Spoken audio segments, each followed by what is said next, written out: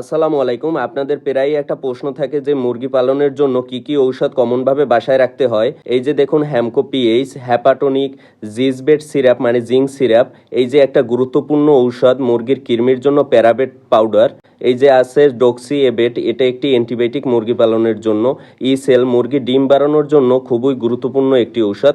এই সকল ঔষধগুলো যদি সারা বছর আপনারা বাসায় রাখেন তাহলে আপনাদের মুরগি পালনে আর কোনো অসুবিধা হবে না ইনশাআল্লাহ।